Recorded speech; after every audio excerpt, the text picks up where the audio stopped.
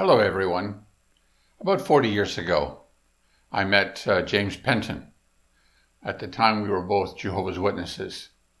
He was a well-known elder, at the time living in Lethbridge, Alberta, had just written a book defending Jehovah's Witnesses in Canada, which met with widespread acclaim, especially among the intellectual community, university professors and the like.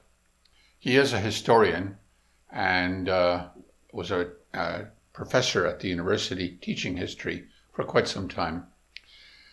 Anyway, he was disfellowshipped shortly thereafter for apostasy, and at the time I thought that, like everyone else, because we were conditioned to think that way, that he had just become very proud and wanted to start his own religion. Of course, now I know differently. I know that pride has nothing to do with it, quite the opposite, because a proud person craves the status that you get by being a well-respected elder in the community of Jehovah's Witnesses. Getting shunned by everybody is hardly what a proud person seeks. Nevertheless, that is the fantasy that the organization promotes, so that they can hide the real truth.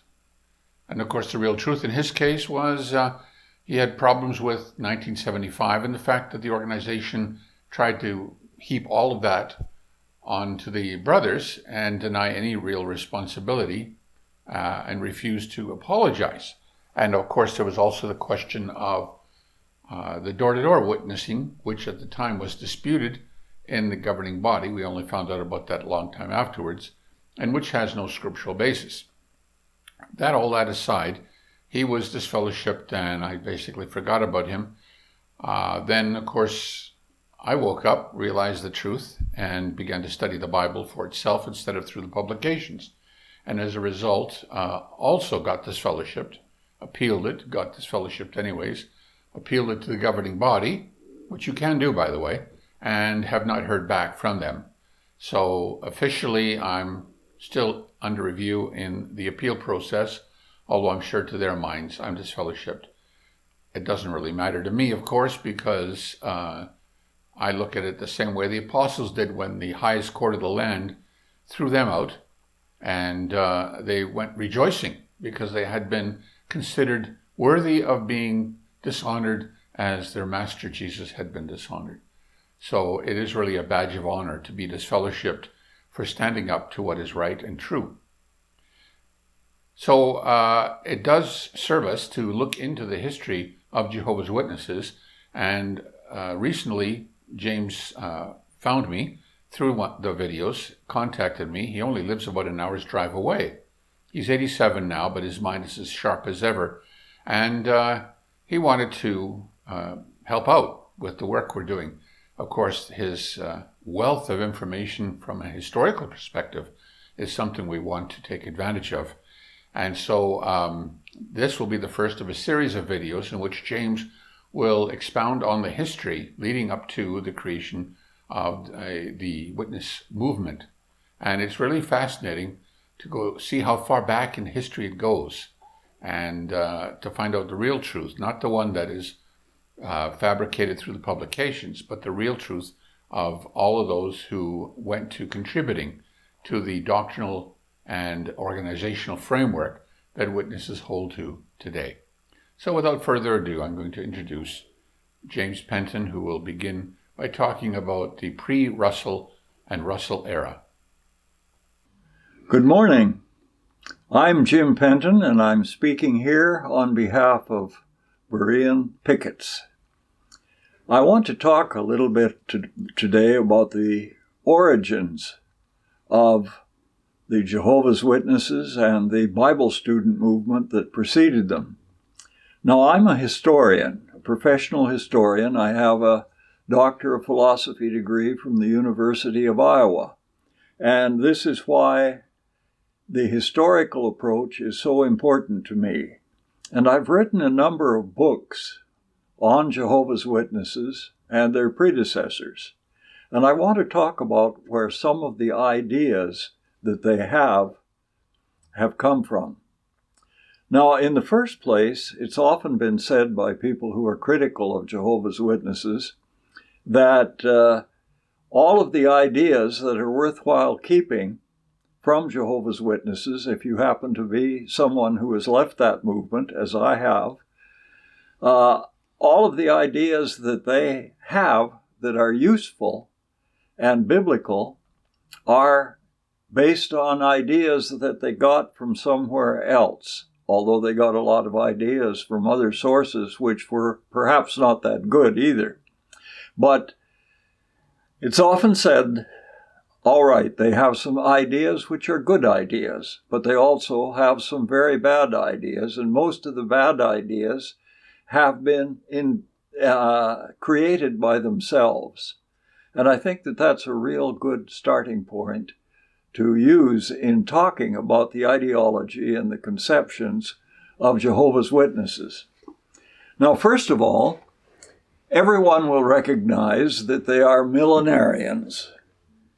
The idea that they're millenarians is the idea that they place a great deal of their thought and their ideology and their preaching on the millennium, which they believe is soon to occur right here on the earth. But besides that, they are also dispensationalists. And that means that they break down the history of mankind as they see it into various periods.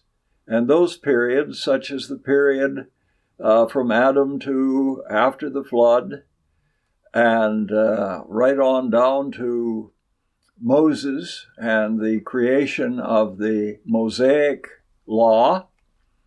That was one period. Then there's a period from that time to Christ, and then there is a new period or a third period. And where do they get these ideas from? Where do they get the ideas about the near approach of the millennium?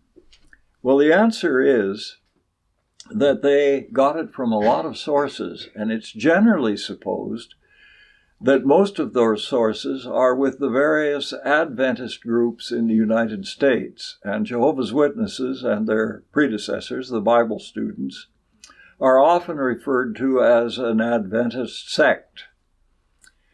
However, that's not quite right.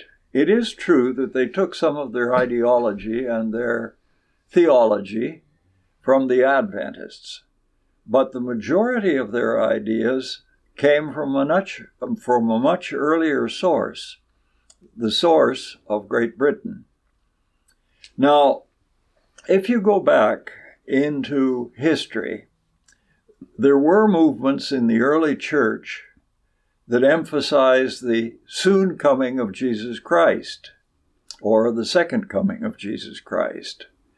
That continued for some time, and some of the ideas of those persons in the early church have been taken over by Jehovah's Witnesses and their Bible student predecessors, such as the idea of a 6,000 year period from the creation of the earth down to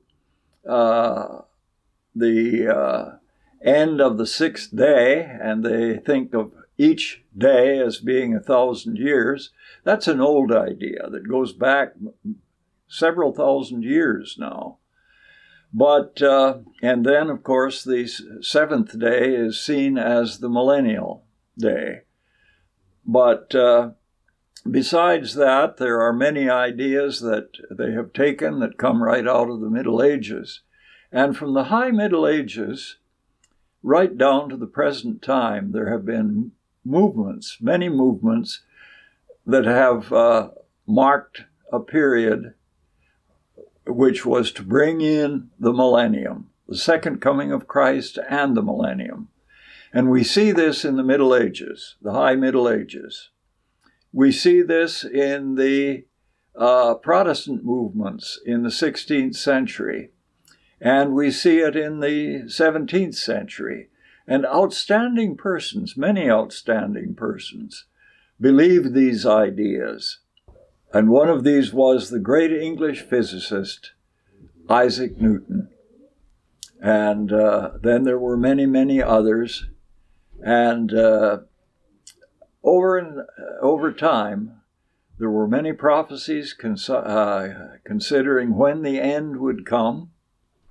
And in every case, they failed. These dates failed. Such as William Miller, the founder of the Adventist movements in the United States. He prophesied 1843 and then was encouraged to prophesy 1844. Both dates failed. And then, of course, we come to Nelson Barbour, who thought that the end was going to come in 1873, and when it didn't come in 1873, he said, well, it'll come in 1874, and of course it didn't come in 1874. So we get this pattern of choosing dates, and this is one of the aspects of the Bible student movement and of Jehovah's Witnesses that has been a constant. And many, many dates have been set: 1874, 1878, 1914, 1917, 1919, 1925, and most recently, of course, 1975. Well, these millenarian ideas have come about in a curious way. Now, in general, what has happened is that the prophetic books in the Bible, such as Daniel and Revelation, are generally used as the basis for this millenarianism and the selecting of dates.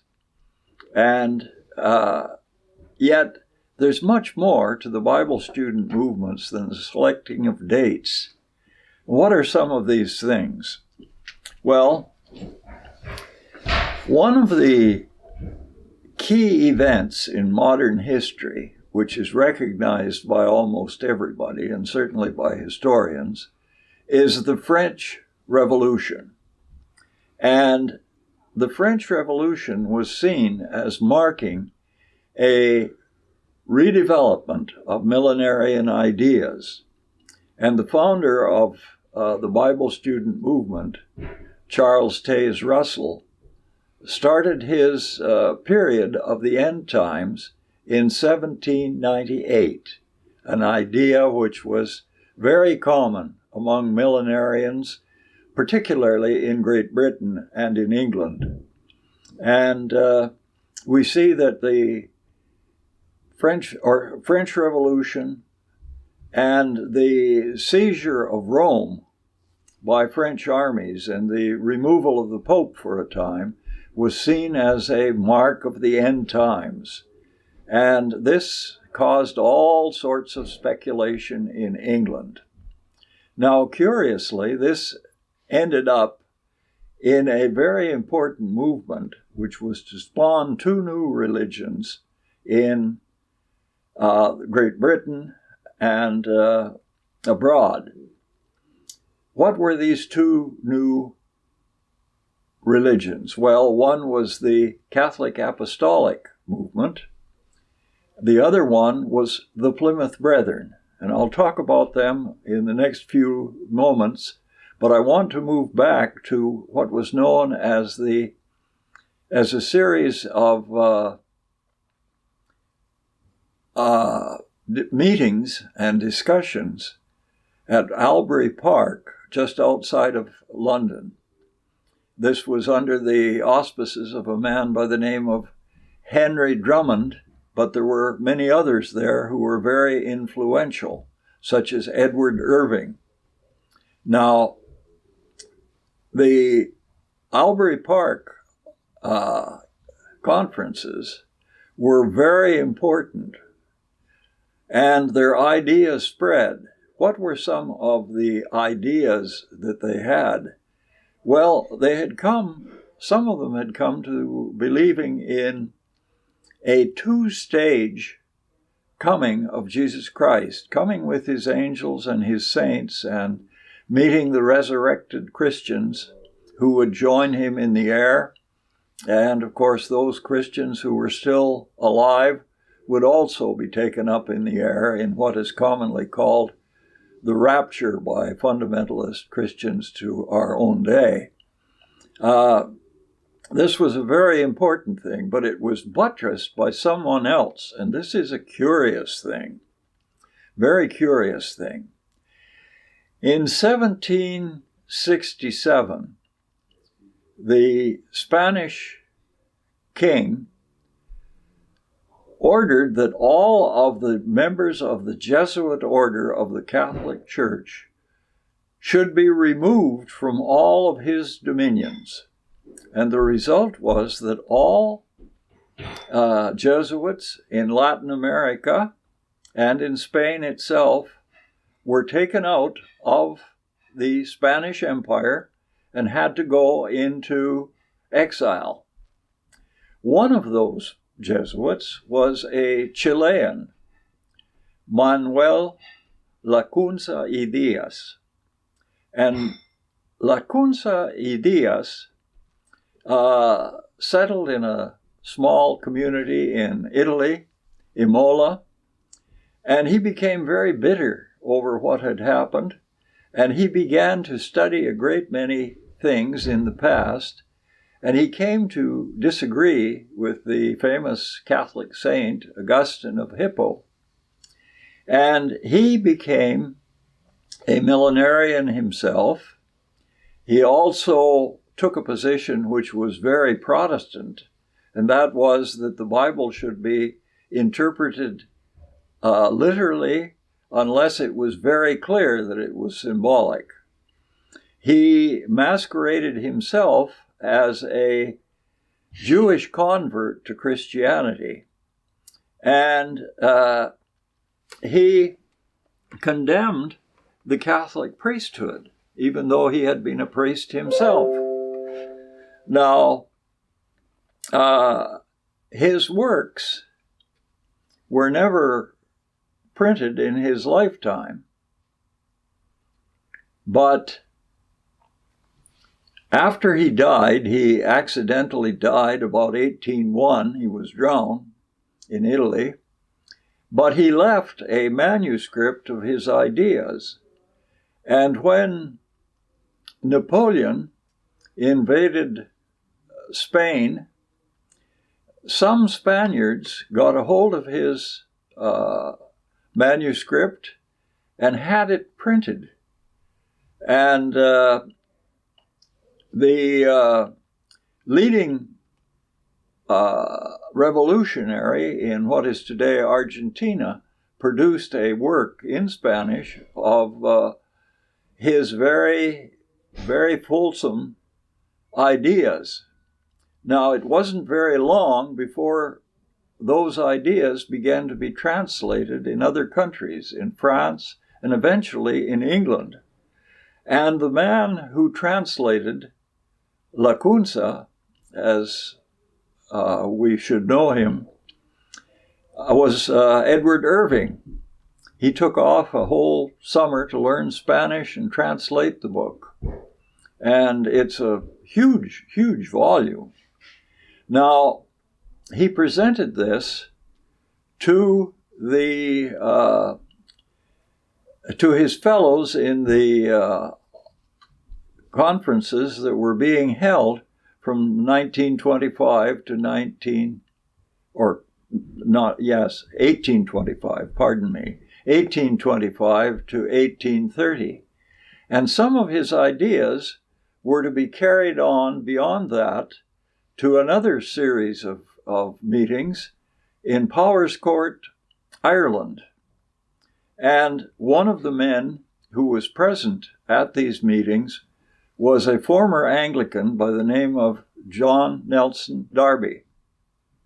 And Darby was perhaps the most important spokesman for the ideas that came out of the Powerscourt conferences, which were influenced by what had happened in England.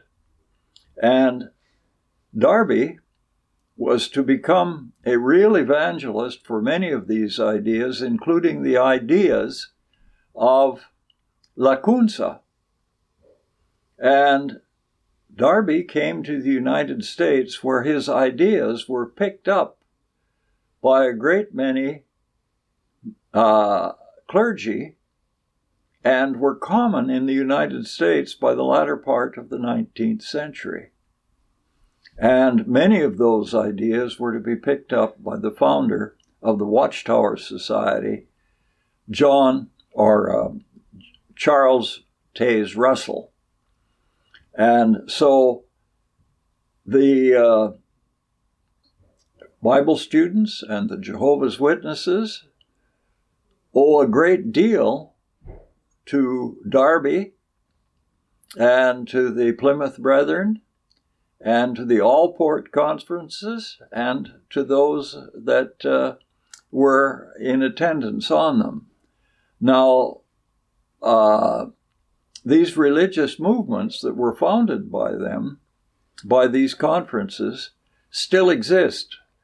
The Apostolic Catholic Church died out in England, but it became the New Apostolic Church in Germany. And during the Nazi period, as one British historian has said, they became more Nazi than the Nazis.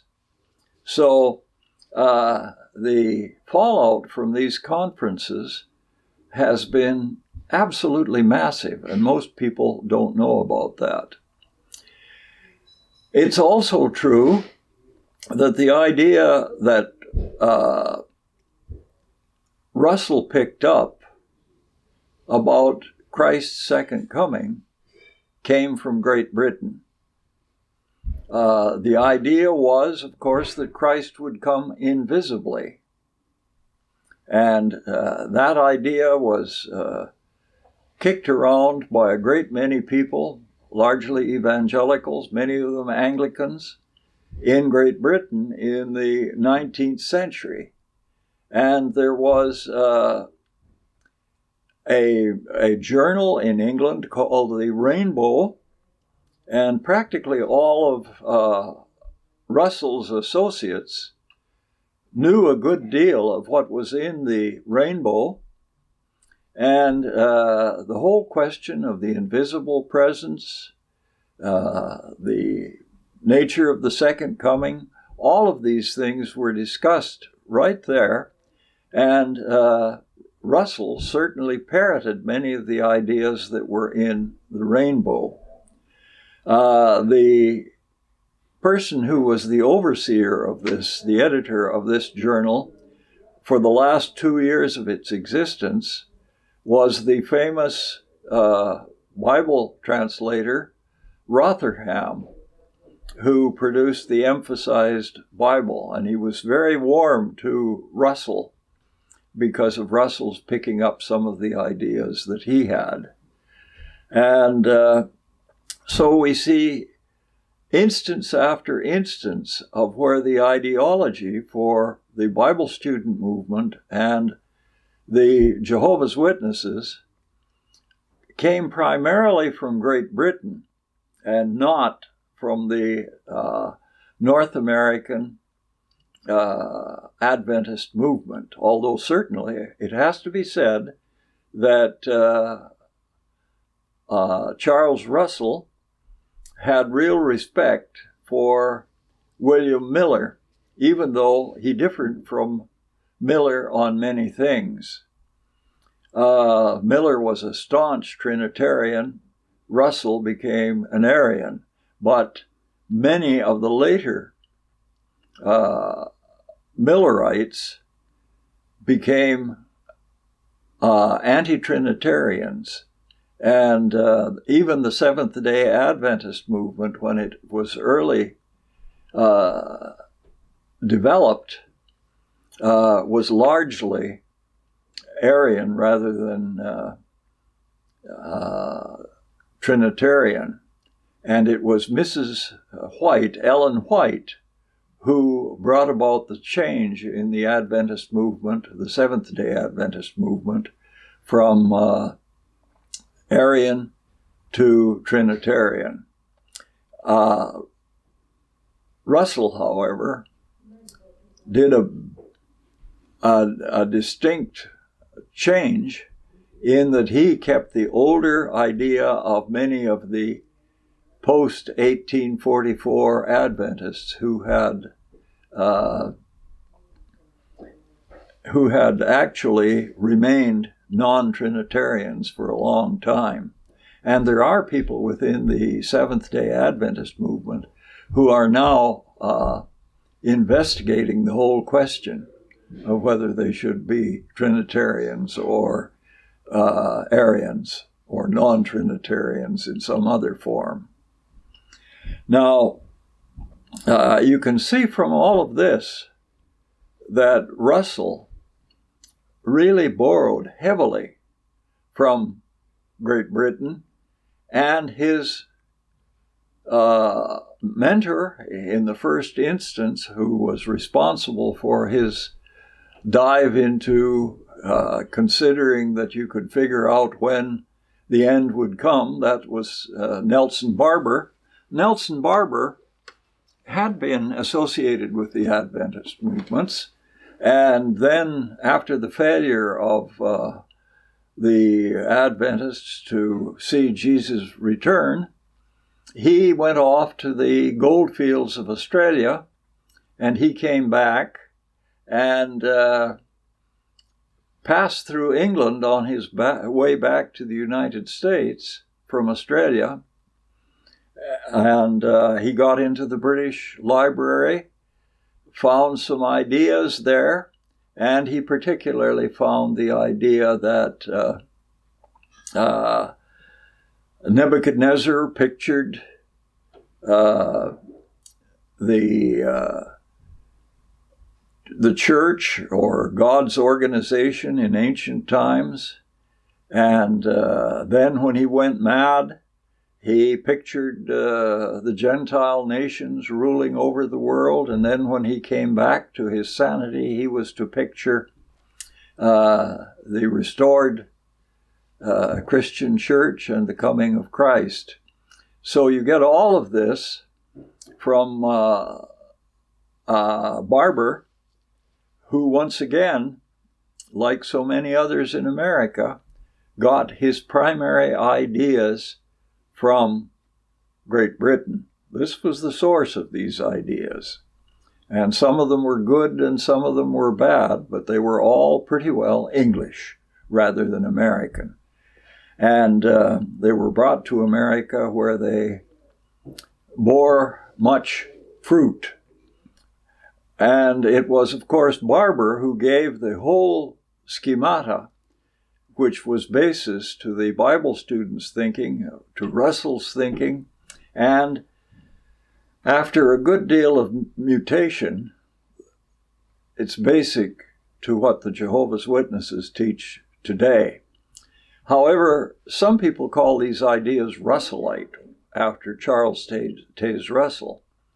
Really, they should call it Barbourite. Some might say even barbarian. Because practically all of the schemata for seeing the year 1914 as the second coming of Christ, all of the basic ideas came from Barbour, not from Russell. So this gives you an idea then of some of the things that were taught in Great Britain and brought to America and ultimately developed in the writings of Charles Taze Russell. One might say from all this that Russell had very few of his own ideas. He borrowed them from all sorts of people.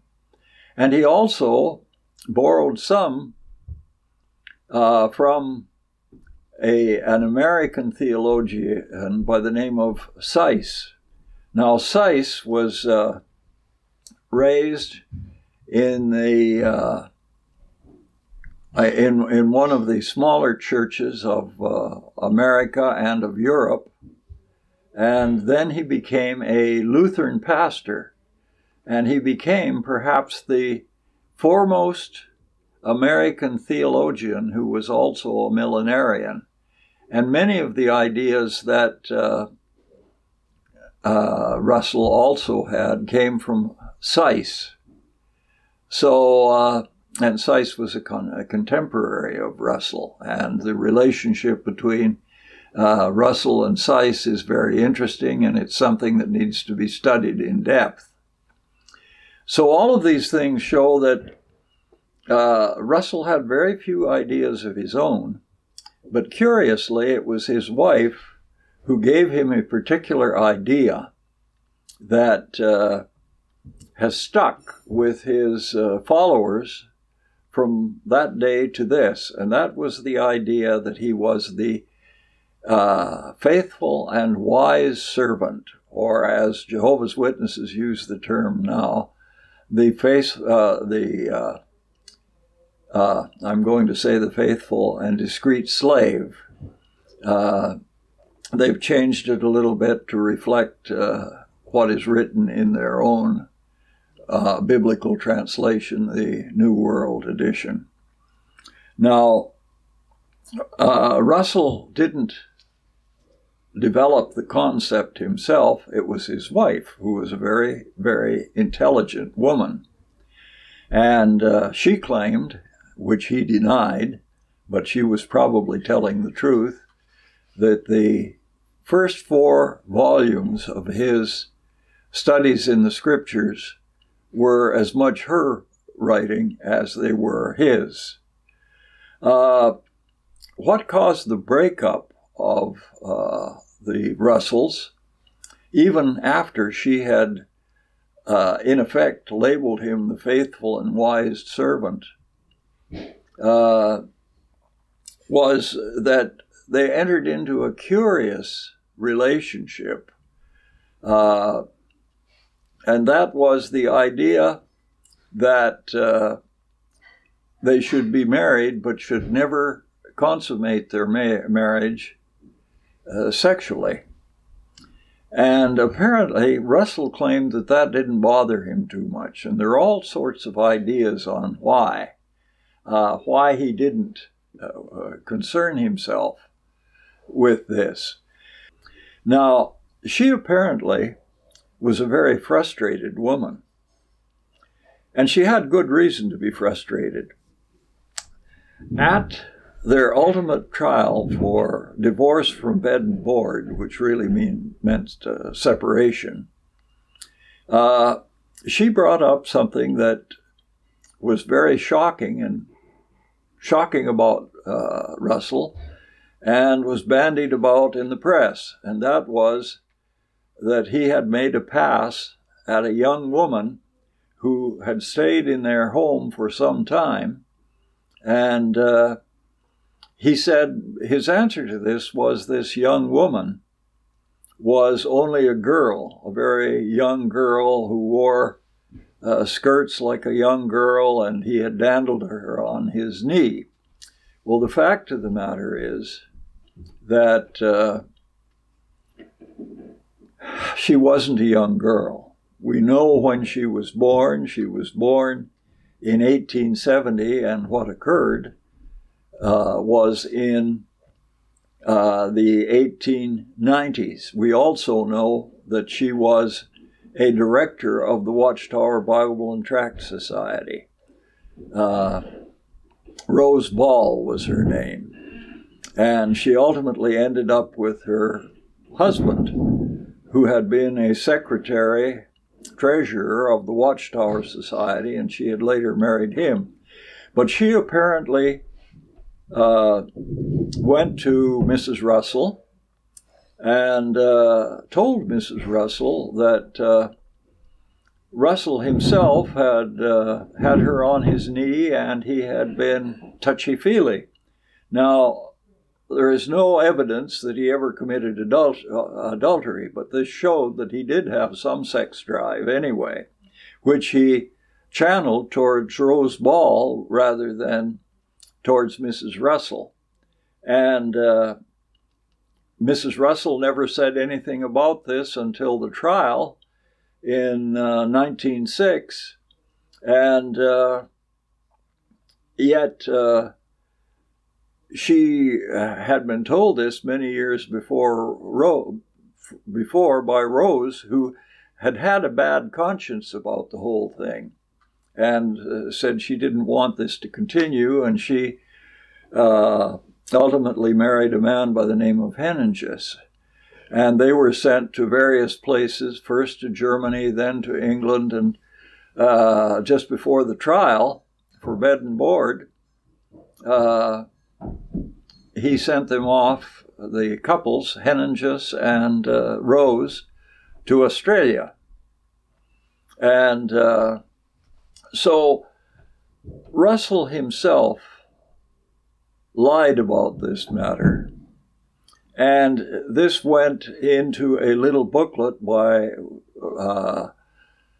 Judge Rutherford, his successor, and this little booklet attempted to defend Russell by saying that, oh, she had only been a little girl.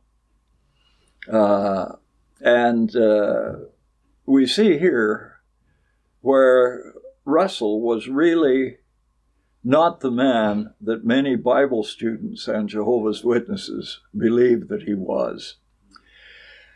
I think that he was shell-shocked by the divorce. Divorce from bed and board. I'll get it right yet here. And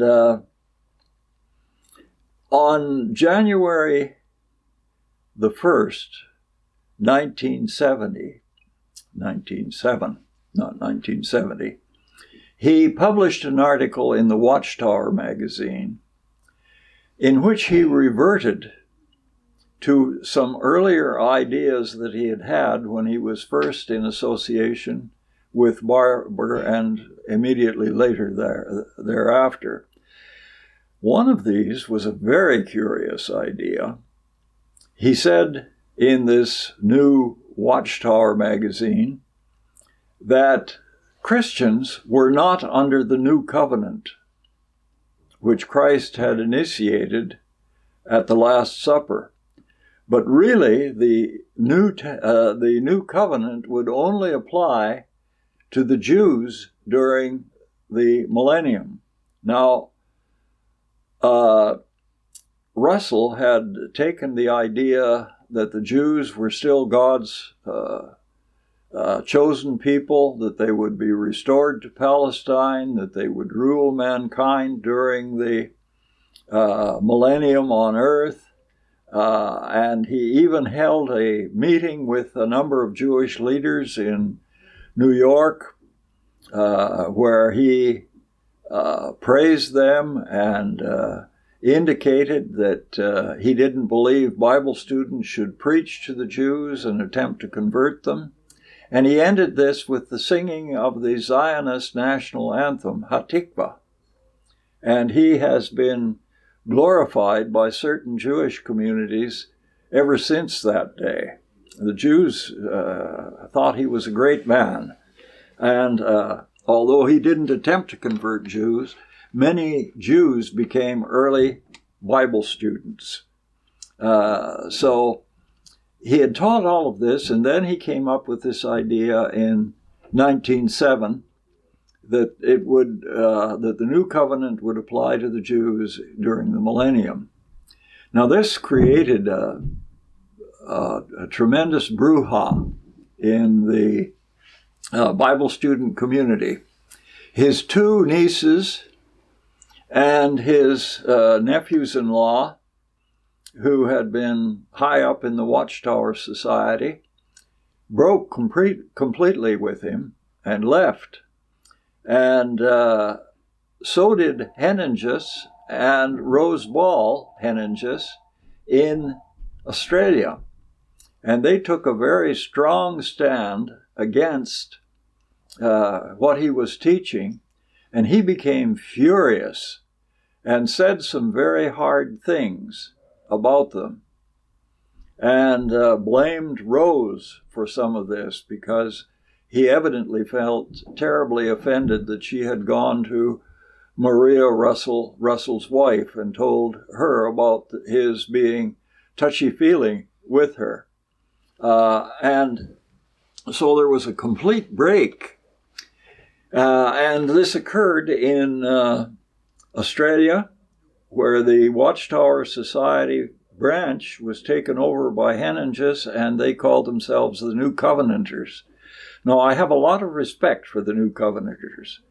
Much of what went into Watchtower thinking and Russell's thinking was the idea that the Bible was full of types, and they could be applied as antitypes. And that has been an aspect of the Bible student movement and Jehovah's Witnesses right up to the last few years, where they've abandoned the idea, outwardly at least, although they're still keeping some of the old types that have nothing to do with what the Bible says about types. There are a few cases of types in the Bible, and the idea of types and antitypes comes from that. But if you look at the large number of types and antitypes which Bible students and Jehovah's Witnesses have come up with, some of them are absolutely crazy. And I don't apologize for saying this in those words. Now, the New Covenanters in Australia very shortly said, no, unless a type is clearly present in the Bible itself, we can't use it. We can't go around inventing types and saying, well, this is a type in the Bible and it applies to us today. And interestingly, the New Covenanters still are in existence in Australia. It's a small movement there. But I helped them recover some of their journals that had been lost, and they had been reproduced by a brother in California. And although he had died at the time, I was able to reach his son and his widow, and the New Covenanters now have all their old literature. And out of their appreciation for that, they regularly send me their little journal. It's very small, and I read it and I enjoy it, because here are some brothers who are seemingly more Bible-oriented than the Jehovah's Witnesses or the old Bible students were. Russell got into a great deal of trouble over this, and in his anger at the New Covenanters, he claimed to be the faithful and wise servant. And one can look this up in the old Watchtower reprints. Now, the Watchtower Society has long said that he never claimed to be the faithful and wise servant. But the fact of the matter is, he clearly outlined it. He said, some of the New Covenanters were saying, well, he's certainly not the wise, faithful and wise servant. So what Russell said was, well, some of my enemies say I'm not, and but my friends say I am, and my friends are right. I'm paraphrasing here, but I could find the actual quote of that. So Russell was a curious person who bought into a lot of ideas which were just nonsensical, such as the argument that the Great Pyramid represented the stone, the Bible in stone, and this sort of thing. And he had his flaws, and they were very serious flaws. He was naive about many things, and the associates around him that he gathered, although many of them were fine men and women, the fact of the matter is that he was unable to really judge people's characters. And he got some people who were simply power hungry. One thing that has to be said about Russell that was quite positive, however, Russell never attempted to control the local congregations of Bible students, wherever they were, in the United States, Britain, Germany, Australia. They elected their own elders. And although Russell had established a basis for the way in which they did this, they were free to accept or not to accept most of his ideas. And some of them didn't, of course, eventually. But he was unlike his successor, who was gradually to take full control of the whole movement and become more powerful among the Bible students and Jehovah's Witnesses, as he gave them the name in 1931. He was more powerful than the Pope of Rome within his own organization. And so, in talking about this, I think I'll break off on Russell right now. Thanks for those of you who are listening. I hope this has been a useful discussion.